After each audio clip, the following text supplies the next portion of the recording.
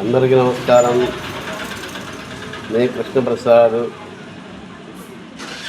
చాలా రోజుల తర్వాత మళ్ళీ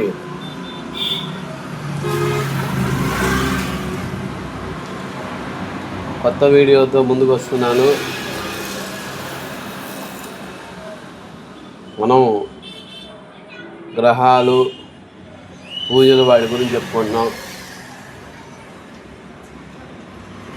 ఈరోజు సూర్యుడి గురించి చెప్పుకుందాం.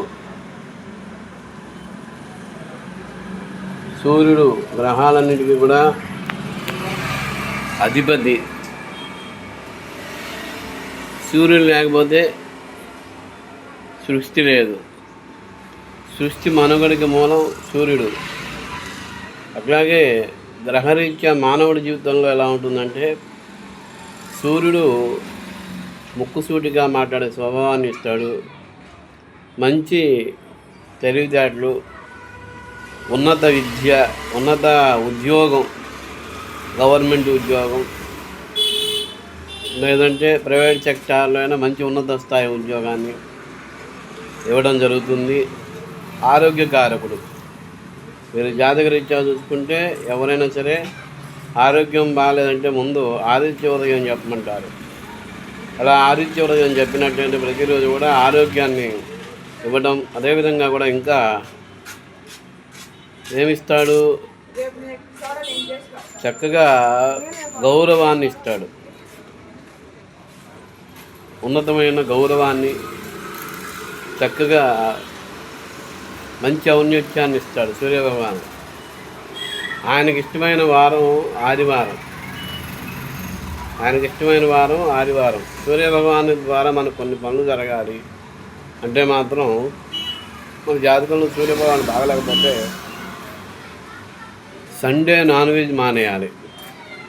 ప్రతిరోజు సూర్య నమస్కారాలు, సూర్యగ్రహ ఆరాధన, అవకాశం ఉన్నప్పుడు సూర్య దేవాలయానికి వెళ్ళి రావటం.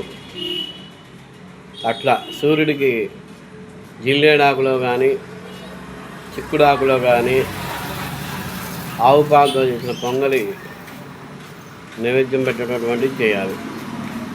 చేస్తే సూర్యభగవానుడి యొక్క అనుగ్రహం ఖచ్చితంగా కలుగుతుంది. అందులో కూడా ఏ స్థానంలో ఉన్నాడు జన్మలగ్నాన్ని బట్టి ఆ స్థానాన్ని బట్టి ఆయన అనుగ్రహాన్ని ఇవ్వడం జరుగుతుంది. స్థానం కూడా ముఖ్యం. అందులో ఉచ్చ నీచలు ఉంటాయి. అంటే సూర్యభగవాను మంచి మంచి ఉచ్చ స్థాయిలో ఉన్నాడా, బలం తక్కువలో ఉన్నాడా, దాన్ని బట్టి కూడా సూర్యుడి అనుగ్రహం ఎలా ఉందో చెప్పడం జరుగుతుంది. ఇది నిజ అనుభవం పూర్వకంగా జరుగుతుంది. ఏదైనా గ్రహాలని కొంతవరకు తెలుసుకోవడం వరకే గ్రహాలు. దాని యొక్క పనితీరుని మనం ఆపలేము. సూర్యుడు ఉదయం ఇవాళ 6:30కి వస్తాడంటే 6:30కి వస్తాడు. మనం ఆపడం వల్ల కాదు. ముందు చెప్పగలమా? లేదు. ఈరోజు 5:45కి వస్తాడంటే 5:45కి వస్తాడు. ముందు రప్పియగలమా? లేదు. తర్వాత రప్పియగలమా? లేదు.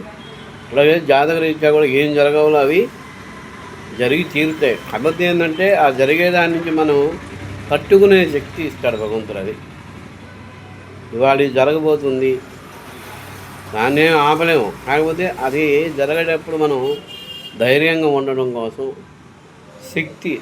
శక్తి కావాలి. మనకు మానసిక స్థైర్యం కావాలి.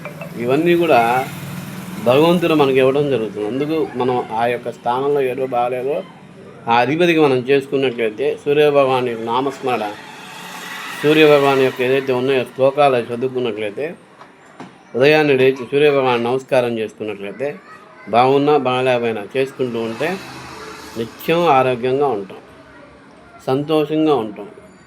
మనలో సూర్యుడి కిరణాలు ప్రసరిస్తున్న కొద్దీ మనకి చక్కటి మనలోనే తెలియని వైబ్రేషన్స్, ఓపిక, శక్తి అన్నీ కూడా వస్తాయి. కాబట్టి నిత్యం కూడా సూర్యపారాయణం చేసుకున్నాం చక్కగా కూడా. అదేవిధంగా కూడా మన ఆరోగ్యాన్ని మనం కాపాడుకుందాం.